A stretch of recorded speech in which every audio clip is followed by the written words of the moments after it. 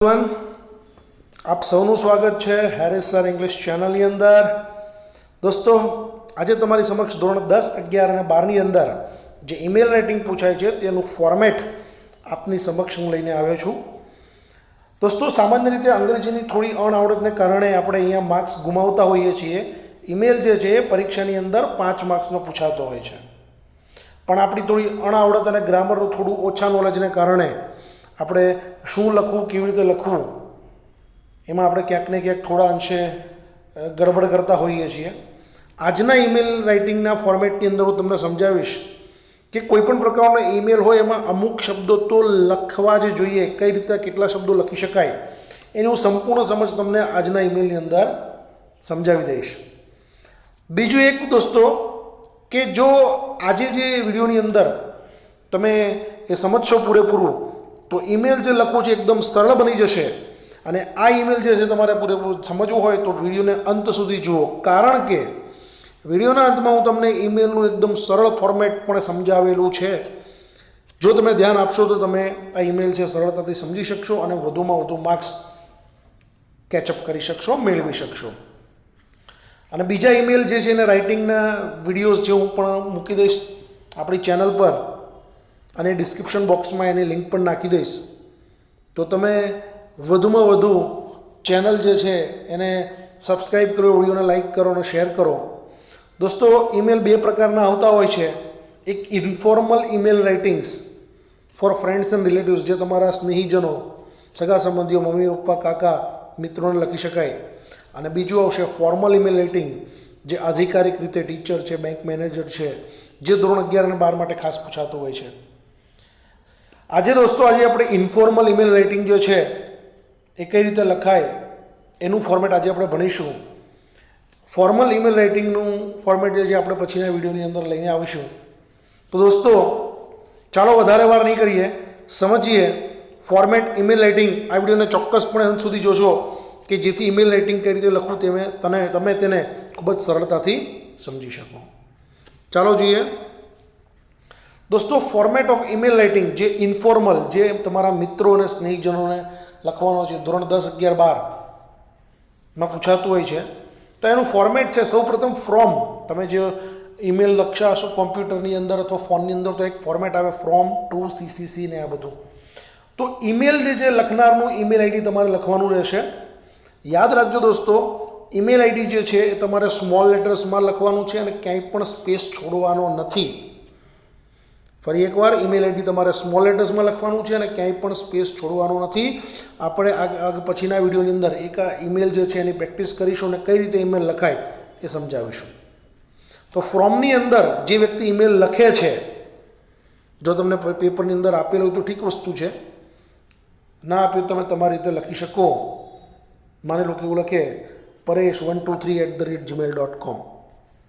ટુની અંદર જે વ્યક્તિને ઈમેલ લખવાનો છે તેનું ઈમેલ આઈડી લખવું, radha456@gmail.com.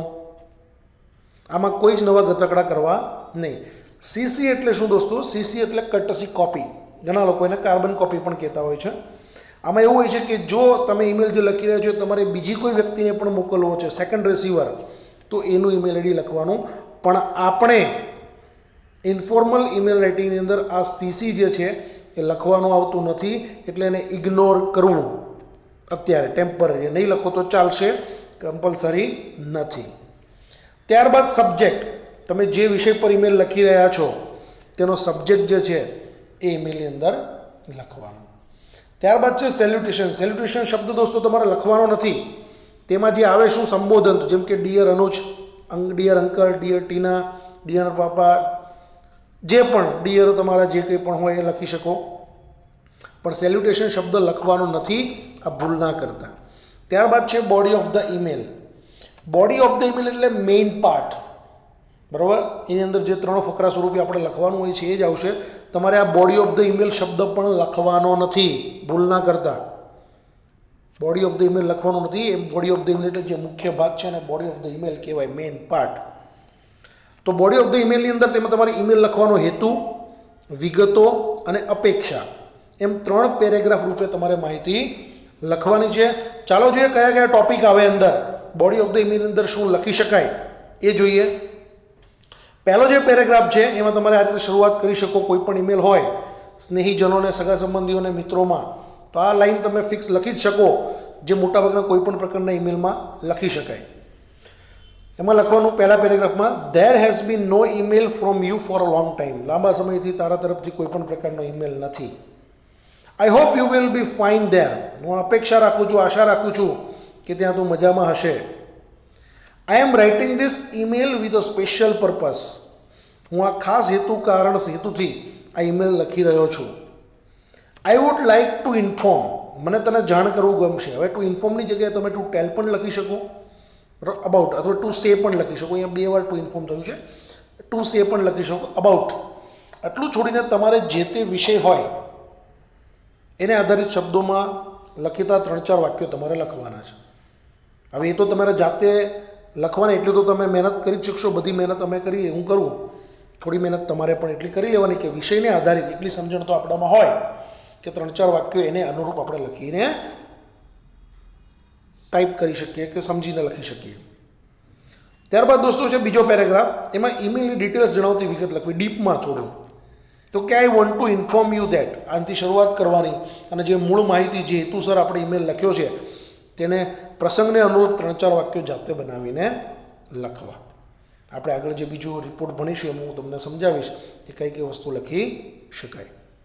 આગળ જે દોસ્તો ત્રીજો પેરેગ્રાફ જે છે એમાં તમારે ઈમેલ મેળવનાર પાસેથી શું અપેક્ષા રાખવામાં આવે છે.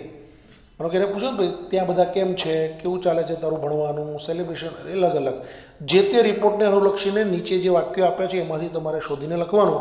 જેમ કે વોટ અબાઉટ યુ, તારા વિશે કે. બીજું વોટ અબાઉટ યોર એક્ઝામ, પરીક્ષા તારી કેવી ચાલે છે, શું છે. વોટ અબાઉટ યોર પ્લાન, તારો પ્લાન શું છે. વોટ અબાઉટ યોર સ્કૂલ કેવી ચાલે છે. What about your study, how was the celebration, કેવું હતું. What about your exam. આ વગેરે વગેરે શબ્દો જે બંધ બેસતું હોય રિપોર્ટને અનુરૂપ તે શબ્દો તમારે લખવા. અને છેલ્લે એમાં please do write to me, મને જ લખજે. આ વાક્ય તો ફિક્સ લખી જ દેવાનું, ઉમેરી જ દેવાનું. તો અહીંયા દોસ્તો આ રિપોર્ટ તમારો અહીંયા જે છે 3rd પેરેગ્રાફ થકી પૂરો થાય. ત્યારબાદ ક્લોઝિંગ. ફરી એકવાર જો આ ક્લોઝિંગ શબ્દ તમારે લખવાનો નથી, એ છેલ્લી લાઈન પૂરું થાય એની પછી એક લાઈન છોડીને તમારે લખવાનો છે. બેસ્ટ વિશિસ લખી શકો, કાઇન્ડ રિગાર્ડ્સ લખી શકો, થેન્કિંગ યુ લખી શકો, ઓલ ધ બેસ્ટ છે.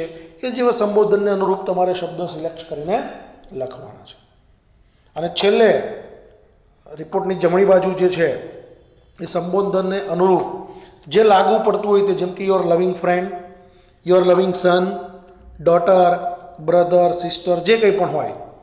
અને ના ફાવે તો યોર્સ લવિંગલી એ પણ તમે લખી શકો.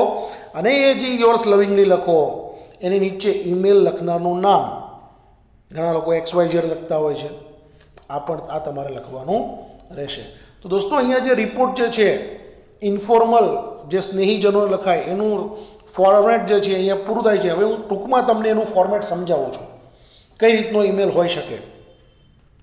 જુઓ, ફોર્મેટ આ પ્રકારનું આવશે. શરૂઆતમાં ફ્રોમ, એમાં જે ઈમેલ આઈડી લખવાનું છે paresh123@gmail.com સ્મોલ લેટર્સની અંદર. ટુની અંદર જે વ્યક્તિને લખીએ છીએ radha456@gmail.com. સબ્જેક્ટની અંદર લખી શકો અબાઉટ સેલિબ્રેશન, બર્થડે સેલિબ્રેશન લખી શકો. અબાઉટ એક્ઝામ્સ, આ પર જે તમારે ટોપિક હોય લખી શકો. સંબોધનની અંદર my dear friend, uncle, aunt, mummy, papa, જે હોય તે. જે મેં બોડી કીધું હતું મેઇન પાર્ટ, એમાં અહીંયા ફકરો જે છે એ તમારે લખવાનું છે મેઇન ટેક્સ્ટ. અને નીચે આવશે યોર્સ લવિંગલી, અને જે વ્યક્તિ લખે છે એનું નામ. દોસ્તો અંદર જે પ્રશ્ન પૂછાય એમાં તમારે જે ઈમેલ આઈડી આપેલું હોય તો એ જ લખવાનું છે. જો ના આપેલું હોય તો તમે તમારી રીતે લખી શકો છો. આશા રાખું છું કે વિડીયોમાં તમને ખ્યાલ આવ્યા હશે, સમજ્યો હશે. જો આ વિડીયો તમને ગમ્યો હોય તો વિડીયોને વધુ લાઇક કરો, શેર કરો અને આપણી ચેનલને સબસ્ક્રાઈબ કરો. ફરી આવનારા વિડીયોની અંદર હું કેટલાક જે ઈમેલ જે છે હું તમારી સમક્ષ પ્રસ્તુત કરીશ, ઇન્ફોર્મલ અને ફોર્મલ બંને. તો આપણી ચેનલને જોતા રહો. Stay tune, stay home, stay safe. જય હિન્દ.